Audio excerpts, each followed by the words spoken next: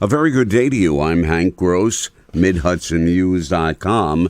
It's Thursday, May 25th. The news today brought to you by the Galleria at Crystal Run. This weekend, Memorial Day weekend, marks the unofficial start of the summer season, complete with vacations and recreational activities. In Port Jervis yesterday, Orange County District Attorney David Hoovler and a host of law enforcement officials recommended practicing safety during the hot weather season. There are key things to talk about: grilling safety, not drinking and driving, not drinking and boating, fireworks. Okay, in New York, aerial fireworks are illegal, but people still choose to use them, and every year in the emergency room, people will show up without fingers, with facial injuries, with eye injuries, with that. Hiking and biking, telling people where you're going, taking a cell phone with you and telling people when you plan to come back. And make sure that when you hike or bike, particularly if you bike, you wear a helmet. National Park Service Ranger Ingrid Peterek is responsible for the Upper Delaware River, which runs from Hancock through Sullivan County and into Orange County. She warns that most accidents and fatalities on the river occur when people go swimming, not boating. The currents can sweep a person away, she said. Economic development officials from across the Hudson Valley and Catskills joined others from around the state at the annual State Economic Development Conference in Cooperstown yesterday. Senate Majority Leader Charles Schumer made a surprise visit and talked about the debate in Washington over raising the debt limit. The Democratic lawmaker said the solution is a bipartisan one, as he pointed out past Republican presidents. Ronald Reagan, George Bush, and Donald Trump said, of course we have to pay our debt. So this is brand new, and it's scary. We're going to work really hard to get this done in a bipartisan way. If it's not accomplished, Schumer says it could lead to a recession, or in his words, worse. The defunct Orange County landfill in New Hampton, once listed in the state Superfund program site, has been reclassified as a Class 4 site that no longer presents a significant threat to the public and or the environment. That ruling came from the State Department of Environmental Conservation. The landfill was operating from 1974 to 1992.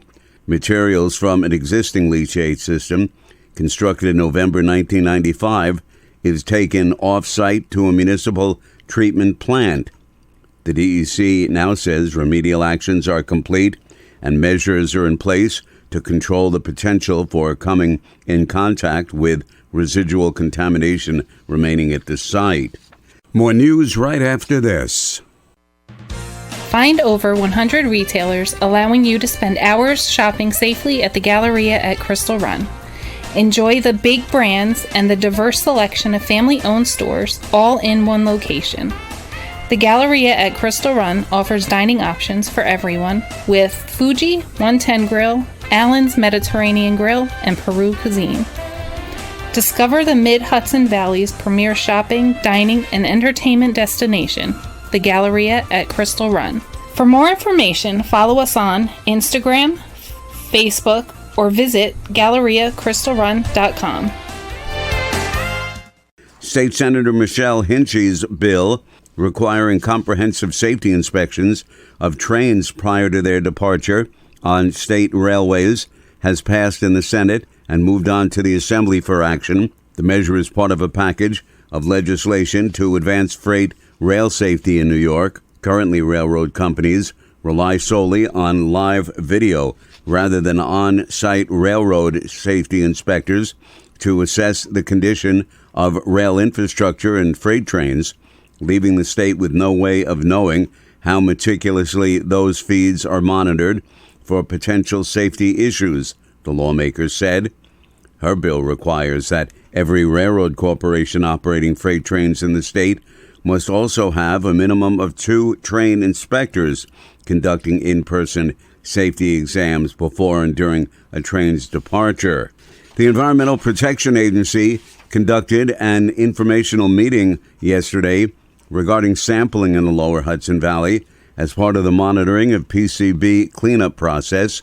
The sampling is being conducted in a 200-mile Superfund site from Troy to New York City.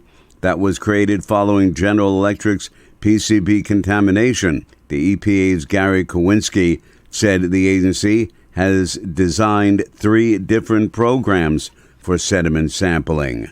We're collecting recently deposited sediment. We're collecting sediment where we collect fish, and then we're also collecting what we call high-resolution sediment, or cores, or essentially a core is you push a tube into the bottom of the river, you pull it out, and then you take each of the layers out of that tube and analyze them. Sediment sampling will be done without the hindering of any recreational or commercial activities on the lower Hudson River.